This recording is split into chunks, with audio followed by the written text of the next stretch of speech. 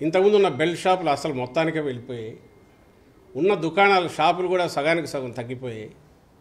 ప్రభుత్వమే తీసుకోవడం ద్వారా రెవెన్యూకి ఎక్కడా గండి పడకుండా ఈరోజు ఒకప్పుడు 16,000 కోట్లు ఉండేది, ఈరోజు 25,000 కోట్లు పెరిగిందంటే ఇంకో పక్క వాల్యూమ్స్ తగ్గి అంటే కన్జంప్షన్ తగ్గి అది ఎట్లా సాధ్యమైందంటే వాట్ ఎవర్ రావాల్సింది గవర్నమెంట్కి వస్తుంది. ఇంతకుముందు సిండికేటర్ రూపంలో అడ్డంగా ఈ ఆదాయం అంతా వాళ్ళు దోచుకుంటున్నారని దాన్ని బట్టి అర్థమవుతుంది. ఇది ఇంతగా ఎలాబరేట్ చేసి ఎందుకు చెప్తున్నామంటే అదొక్కటే అనుకున్న పద్ధతిలో అనుకున్నంతగా చేయలేకపోయాం కాబట్టి మాకు మేము తగ్గించుకున్నాం, మార్కులు తగ్గించుకొని వేసాం. 99% ఈరోజు మేనిఫెస్టో పూర్తి చేసామని సగర్వంగా ఎందుకు చెప్పగలుగుతున్నామంటే మిగిలినవన్నీ ఏది కాలేదో చెప్పమనండి.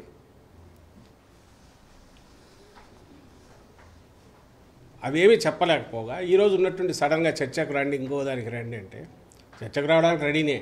కానీ ఎప్పుడు నువ్వు ఒక పద్ధతి ప్రకారము ఇదిగో ఇక్కడ ఉన్నాయి ముందు ప్రజలకు చెప్పు. 14-19 మధ్య నేను ఇవి చేశాను, ఇవి జగన్మోహన్ రెడ్డి గారు తీసేశాడు, లేదా ఈయన చేసినవి ఇది బాగాలేదు, నేను వీటిని తీసేసి ఇది పెడతాను, లేకపోతే వీటికంటే మెరుగ్గా పెడతాను చెప్పు. అట్లా వదిలేసి నీకు నువ్వే నీ ఈనాడు నీ ఆంధ్రజ్యోతిలో రోజుకు 4 బ్యానర్ హెడ్డింగ్లు రాసుకొని నీ అంతటి నువ్వు అరాచక పాలనని ఐసోలేటెడ్ ఎక్కడో ఇన్సిడెంట్ సొసైటీలో జరిగే వాటి అన్నిటికీ రాజకీయ రంగం మొత్తం సిస్టంలో వ్యవస్థీకృతమైనట్టు రాసుకుంటూ వచ్చి నీకు నువ్వే తుమ్మి నీకు నువ్వే శ్రీరామ రక్ష అనుకొని నీకు నువ్వే 4 రోజులు అయిన తర్వాత అదే గోబల్స్ ప్రచారంలాగా చేసి ఇవన్నీ నిజాలు కాబట్టి వీటి మీద చర్చకు రా అంటే నువ్వు పగటి కళలు కానీ నువ్వు అధికారంలోకి వస్తున్నావు అనుకో, నువ్వు రాత్రిపూట కళలు కానీ అవన్నీ కూడా నిజం అనుకొని వాటి మీద చర్చకు రమ్మంటే ఎందుకు రావాలి, ఎందుకు వస్తాం, ఏం మాట్లాడతాం? జగన్మోహన్ రెడ్డి గారి పాలనకు సంబంధించి ఏమేమి ఉన్నాయో చెప్పు. పాలనలో మేము చెప్పుకున్న వాటిలో చెప్తున్న వాటిలో ఏం అబద్ధాలో చెప్పు, విత్ ఫిగర్స్ చూపించు. అప్పుడు రా. అప్పుడు కూడా నీకు జగన్మోహన్ రెడ్డి గారు ఎందుకు, వేరే ఎవరైనా నాయకులు వస్తారు కూర్చుంటారు. ఎప్పుడు రా వస్తారంటే నువ్వు అనే దాంట్లో అది అసంబద్ధంగా లేకపోతే హేతుబద్ధంగా ఉంటే అప్పుడు ప్రజలే నువ్వు అన్న దాంట్లో అర్థం ఉంటే నిన్ను అభిమానిస్తారు, ఆదరిస్తారు. లేదనుకుంటే మళ్ళీ చీత్కరిస్తారు. అంతిమంగా నిర్ణయించేది ప్రజలు. అది కూడా దగ్గరలోనే ఉంది, 50 రోజులు. ఇదేం పెద్ద 2 ఏళ్ళు 3 ఏళ్ళు లేదు. దానికి ఇక్కడ పొద్దుపోని ఛాలెంజ్లు ఎందుకు, ఊసిపోక మీడియాలో స్పేస్ కోసం ఇది చేయడం ఎందుకు? మేమనేది అదే. ఇప్పుడు ఫైనల్ స్టేజ్కి వచ్చాం. మేమేమేం చేసామో ఎప్పటికప్పుడు ప్రజలకు చెప్తున్నాం. మేము ఎట్లా ఎన్నికలకు సిద్ధం కావాలో మేము అవుతున్నాం. నువ్వు ఒక్కటంటే ఒక్కటే చేస్తున్నావు. అది అసలు ఎక్కడ మొదలు పెడుతున్నావో తెలియదు, ఎక్కడికి వెళ్తున్నావో తెలియదు. నీ అమరావతి రాజధాని ఎట్లయితే రోడ్లు ఒక దగ్గర మొదలై ఇంకో దగ్గర అయిపోతావు. నువ్వు అంతే. ఓ రోజు ఇప్పటికి 20-30 పేర్లు పెట్టుకొని బయలుదేరినట్టున్నాడు. శంకారావాలు, కథలరాలు, అంతకుముందు ఇంకా ఏంటేంటో. 4 రోజులు కొడుకు తిరుగుతాడు, 4 రోజులు ఈయన తిరుగుతాడు, ఇంకో 2 రోజులు ఆయన దత్తపుత్రుడు తిరగబోయి ఆయన మానేస్తాడు. ఏ సభలో ఎందుకో తెలియదు. అందులో ఎక్కడెక్కడ పట్టుకొచ్చి 2-3 వేలకు మీకు చూడట్లా. అక్కడ పోయే ఛాలెంజ్లు విసిరేది, మీకు మీరు పగటికెళ్ళాలి అనేది మీ వీపులు మీరు చచ్చుకుని మాట్లాడడం కౌంట్ డౌన్ అని ఇంత ఎందుకు? స్ట్రైట్ ఈ రోజు పెట్టుకోండి. రోజు ఏమేమి అనాలనుకుంటున్నారో ఖచ్చితంగా ఆరోపణలు ఇదిగో ఈ ప్రాతిపదిక మీద చేస్తున్నామనండి రిప్లై ఇవ్వడం ఇస్తాడు ఖచ్చితంగా. ఇప్పుడు ఇవన్నీ కూడా అనవసరం. నిజంగానే కౌంట్ డౌన్ మొదలైంది, 50 రోజులు. మేము అదే అనేది ప్రజలు నిర్ణయిస్తారుగా. ఈ రోజుకు మేము ఏమేం చేసామో ఇవి చేసామని సగర్వంగా చెప్పుకోగలుగుతున్నాం. మా నాయకుడుగా అంత ధీమాతోనే మేము మంచి చేసామనుకుంటేనే మీరు ఓటు వేయండి, ఆశీస్సులు ఇవ్వండి అని ధీమాతో నిబ్బరంగా జనాన్ని అడగగలుగుతున్నారు. నువ్వు అలా అడగగలుగుతున్నావా? మేము పెట్టిన వాలంటీర్ల వ్యవస్థ ఓ బ్రహ్మాండమైన డెలివరీ సిస్టమ్ అని మేము చెప్పగలుగుతున్నాం. నీకు నిజంగా నీవు పెట్టిన దాని మీద నమ్మకం ఉంటే చంద్రబాబు నాయుడు తాను పెట్టిన అదేది జన్మభూమి కమిటీలు అత్యుత్తమమైనవి, మేము వస్తే అవే తీసుకొస్తాం, వాటితోనే మేము పని చేయిస్తామని ఒక మాట అనుకోమను. ఎందుకు ధైర్యం చాలట్లా? ఆ మాట ఎందుకు అనట్లా? అలాగే చంద్రన్న కానుకనే నేను ఇస్తాను అని ఎందుకనట్లా? ఇంకొకటేదో ఆ పేర్లు ఎందుకనట్లా? అవే బ్రహ్మాండమైనవి అని ఎందుకు చెప్పలేకపోతున్నాడు? నా ఆదరణ కింద కత్తెరలే ముఖ్య, అవే బ్రహ్మాండమైనవి, అవే ఇస్తాను నేను ఎందుకని లేకపోతున్నాడు? మేము అనగలుగుతున్నాం. ఇగో ఇవన్నీ చేశాము, వీటి కంటిన్యూయేషన్ కావాలి. వీటి కంటిన్యూయేషన్ కావాలంటే మళ్ళీ మా పార్టీని ఎన్నుకొని మేము అనగలుగుతున్నాం. నువ్వు ఏమి చూసి నీకు ఓటేయాలనో ఒక్కసారి చెప్తే జనానికి కన్ఫ్యూజన్ పోతుంది. నచ్చితే నిన్ను ఆదరిస్తే నిజంగా ప్రజాస్వామ్యంలో అది కరెక్ట్ కూడా అవుతుంది. ఇట్లా ఊరికి పొద్దుపోని ఊపిసిపోక మాటలు, పొద్దుపోని సవాళ్ళు, తాటాకు చప్పుళ్ళు, వీటి వల్ల ఏం ఉపయోగం ఉంటుంది నేను చేసిన వాటి వల్ల?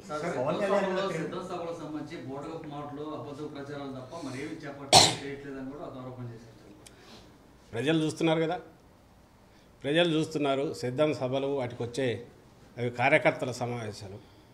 కార్యకర్తలు ఎంత ఉత్సాహంతో వస్తున్నారో, ఎలా రెస్పాండ్ అవుతున్నారో అది ఎక్కడి నుంచి వస్తుంది? ప్రజల్లో ఉన్న ఆదరణ వల్ల వచ్చింది. ఆ ఉత్సాహం కానీ ఆత్మవిశ్వాసం కానీ నాయకుడి మీద ఉండే విశ్వాసం అది. అలాగే అక్కడికి వచ్చి ఆయన మాట్లాడిన మాటల్లో నిన్న జగన్మోహన్ రెడ్డి గారు నిన్న కానీ అంతకుముందు 2 సభల్లో కానీ లేదా అంతకుముందు ఎక్కడ మాట్లాడినా ఒక్క మాట అయినా పరుషంగా, రాజకీయంగా ఎన్నైనా అనొచ్చు కానీ పరుషంగా వ్యక్తిగతంగా దూషించే మాటలు ఒకటన్నా అన్నాడు చంద్రబాబును కానీ ఆయన కొడుకును కానీ.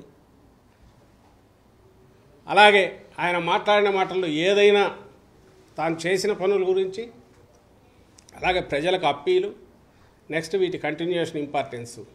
ఓ రాజకీయ పార్టీ నాయకుడు ఏమేమి చెప్పాలనో అంతకు మించి లేదా తక్కువ ఒక్కటైనా మాట ఉందా? ప్రతిదీ కన్స్ట్రక్టివ్గా ఉంది, మాట్లాడుతున్నారు, చెప్తున్నారు.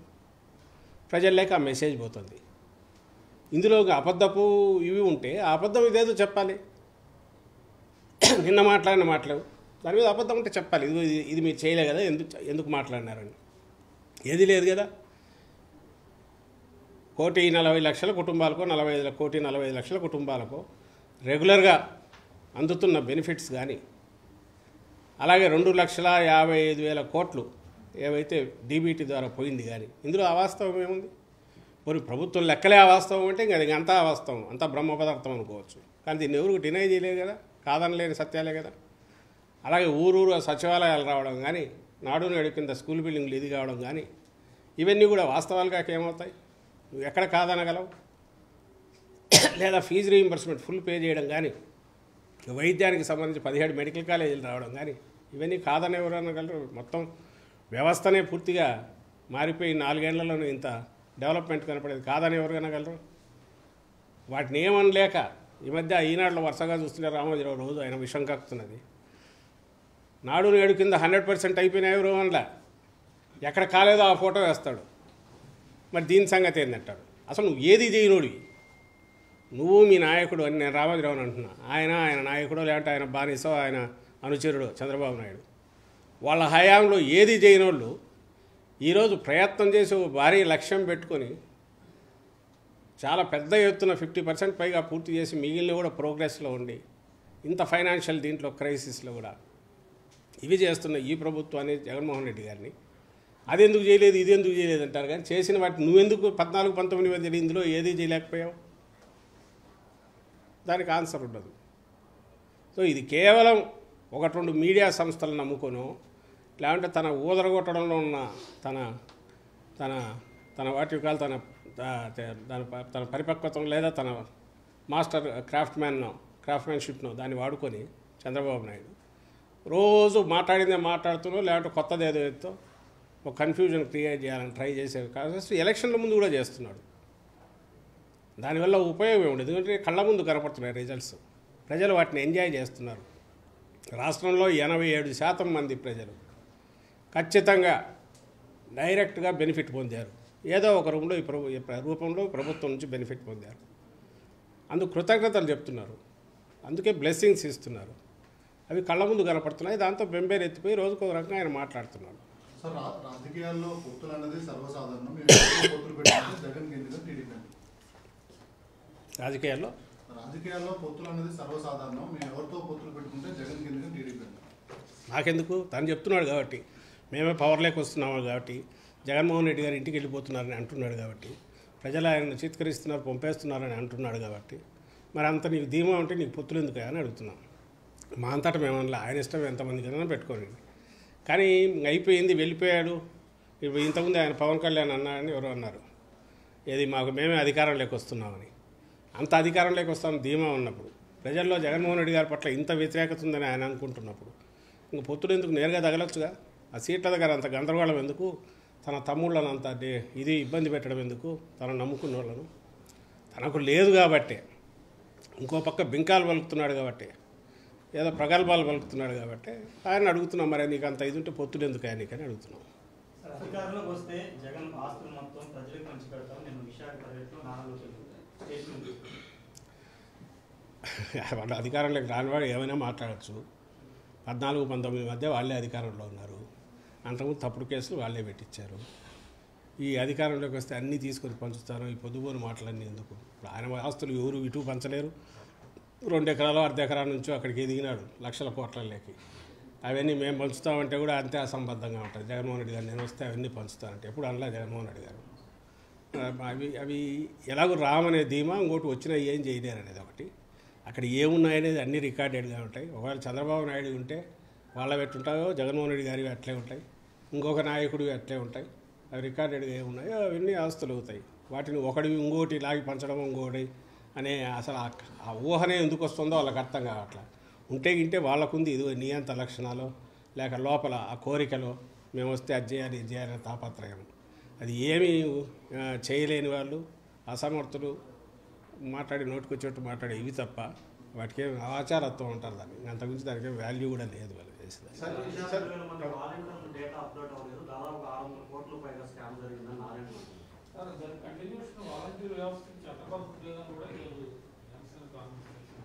వాళ్ళు ఏమన్నా అనుకొని ఛాలెంజ్ చేస్తారు, ఏమైనా చేసుకొని తప్పలేదు. కానీ ఏ డేటా 1,02,000 మంది వాలంటీర్లు డేటా లేదు, 617 కోట్లు అవినీతి జరిగింది వాళ్ళ పేరు మీద, దానికి చట్టబద్ధత లేదు. దీనికి ఏం సమాధానం చెప్తారు వైసీపీ? ఏమన్నా అర్థం ఉందా? పోనీ మీరు అడగండి, ఏందా పూర్తి విషయం చెప్తే ఏదో ఇవ్వడం దానికి ఎక్స్ప్లెనేషన్ ఇవ్వగలడు. ఎక్కడ లేదు 670 కోట్లు ఎక్కడ అవినీతి జరిగింది? అదే ఇంతకుముందు ఒకసారి నాదెండ్ల మనోహర్ అనే వ్యక్తి చెప్పాడు, పెన్షన్లలో అవినీతి, పెన్షన్లు కిందికి పంపడం ద్వారా లేని పెన్షన్లకు ఇన్ని కోట్లు తినేశారని. అసలు సాధ్యమేనా? ఇప్పుడు 3,000 అయింది, అంతకుముందు 2,700 అయ్యి 3,000 పెన్షన్ ఇంటింటికి పంపించి క్యాష్ వసూలు చేసుకుని వెనక్కి తీసుకోగలరా? గవర్నమెంట్ అట్లా చేయగలదా? ఒకవేళ అట్లా చేయగలిగితే 14 ఏళ్ళు ఆయన అదే చేసినాడా?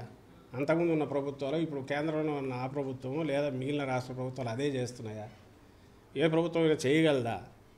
ఇవన్నీ ఎవరికి ఇది చేయాలని? కేవలం మీడియా ఉంది చేతిలో, ఆ పచ్చ మీడియా ఒకటి ఉంది. వీళ్ళు ఏం కూస్తే అది రాస్తారు, లేకుంటే అది వేస్తారు. అవన్నీ పట్టుకొచ్చేసి జనం కన్ఫ్యూజ్ కావడం వాళ్ళ ఆశ. కానీ జనం చూడరా, వాళ్ళకి ఆ మాత్రం తెలియదా? వీళ్ళ ఇంగితం లేని మాటలో వాళ్ళకు లోపల ఉండే ఇదంతా బయటకు ఎక్కడం, ఏవైతే చంద్రబాబు నాయుడుకి లక్షణాలన్నీ ఉన్నాయో అవన్నీ జగన్మోహన్ రెడ్డి గారికి ఆపాదించాలని చూస్తున్నారు. అవన్నీ ఆపాదించేటట్టు చూసుకొని రాయడము. దానికి మొన్నెప్పుడో నాకు నవ్వు వచ్చింది లోకేష్ అతను మాట్లాడుతుంటే.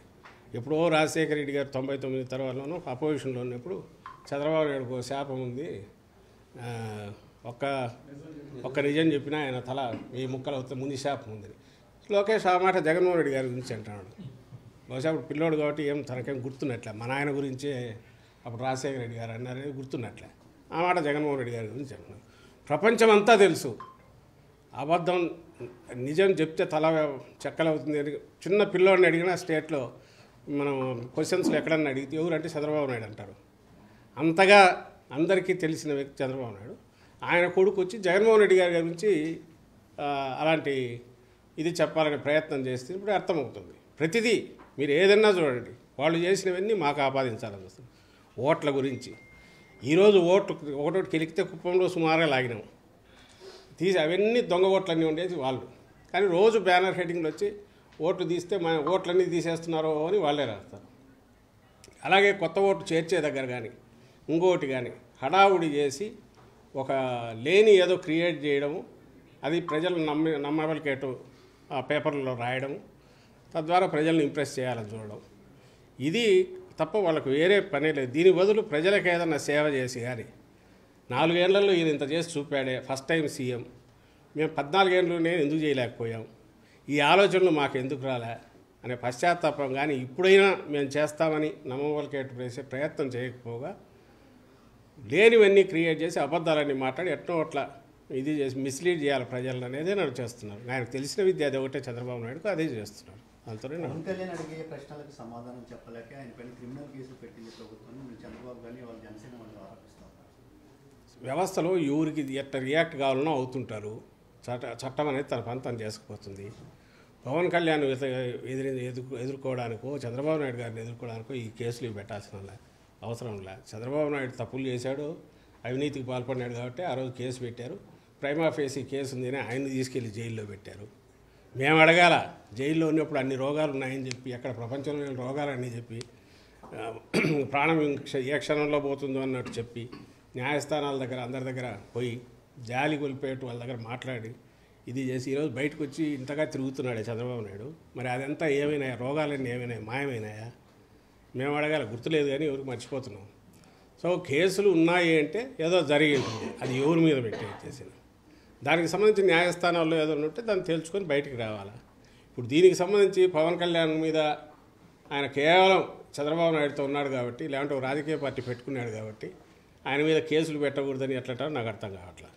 జగన్మోహన్ రెడ్డి గారి మీద కేసులు పెట్టారు, తప్పుడు కేసులు, వాటిని ఎదుర్కొంటారు న్యాయస్థానంలో. రోజు దాని గురించి ఏమనట్లేదే. అది కేసు ఒకవేళ పెద్దదే చిన్నదే ఏదో ఒకటి పెట్టారు, చట్టంలో దానికి ప్రొవిజన్ ఉంటుంది. సూమోటో పెట్టారో లేదంటే కంప్లైంట్ ఇవ్వడం ఇస్తే పెట్టిండొచ్చు. దానికి సంబంధించి లెట్ హిమ్ ఫేస్ ఇట్.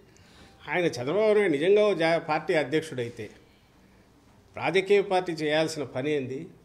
తన దీనికి సంబంధించిన ప్రజలకు ఏం చేస్తారో చెప్పాలా, అది చెప్పి ప్రజల మన్ననలు పొందే ప్రయత్నం చేయాలా. లేదంటే ఇంతకుముందు అన్నట్టు గతంలో తను చేసింది ఏంది అవన్నీ చెప్పుకొని మళ్ళీ ప్రజల దగ్గరికి పోవాలి. మీరు గమనించండి, అవి తప్ప ప్రజలకు అవసరమైన విషయాలు తప్ప మిగిలినవన్నీ మాట్లాడతాడు ఆయన. అసలు ప్రజలకు సంబంధం లేని విషయాలు మాత్రమే మాట్లాడతాడు. తద్వారా మిస్లీడ్ చేయాలని ప్రయత్నం చేస్తున్నాడు. సరే, ఈ 5 ఏళ్లలో ఇచ్చిన హామీలన్నీ టైం టు టైం డెలివరీ చేసినందుకు పేద ప్రజలందరూ చాలా సంతోషంగా ఉన్నారు. అంటే ఇప్పుడు ప్రకటించబోయే మేనిఫెస్టోలో కొత్తగా యాడింగ్స్ ఉన్న ఎక్స్పెక్టేషన్స్ ఏమున్నాయి ఇప్పుడు ప్రజలకు సంబంధించినంత వరకు ఇన్నాళ్ళు డెలివరీ చేసినవి ఏమున్నాయో అవి ఉన్నాయి. ఫ్యూచర్లో విజన్ ఏదైనా ఉంటే దాన్ని ఆవిష్కరించే ప్రయత్నం చేయాలి. చేసి ఇంకా ఏమున్నా కూడా చెప్పాలనేది మీరు వెయిట్ చేస్తున్నారు. సో వెయిట్ చేయండి, త్వరలోనే దానికి సంబంధించిన ఇది కూడా క్లారిటీ కూడా వస్తుంది.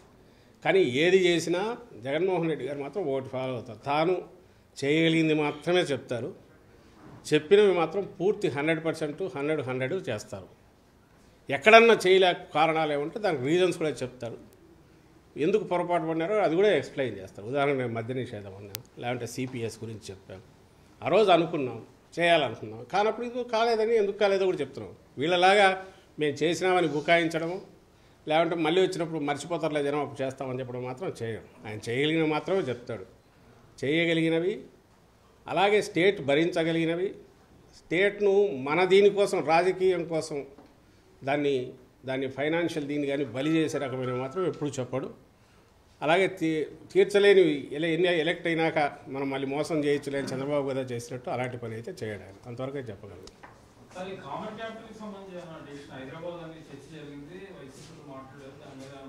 దేవుంది అయిపోయింది కదా, ఎవరన్నారు? సుబ్బారెడ్డి గారు ఒక కాంటెక్స్ట్లో ఆయన ఏదో అన్నట్టున్నారు. జనరల్గా ఆస్తులు ఇంకా తేలాల్సినవి ఉన్నాయి, అక్కడి నుంచి మనకు రావాల్సినవి ఉన్నాయి అనే ఉద్దేశంతో అన్నట్టున్నారు. కానీ దాని గురించి పార్టీ పరంగా అయితే ఎలాంటి ఇది లేదు. అది అయిపోయింది, అది history. As of now that's history. But at the same time Telangana నుంచి మనకు రావాల్సినవన్నీ మనం రాబట్టుకోవడం ఎట్లా చూడాలి, సెంటర్ కూడా వీలైన త్వరగా విప్పించేది చేయాలా, ఆ ప్రెజర్ పెట్టాలా, అదైతే జరగాల్సిందైతే ఉంది.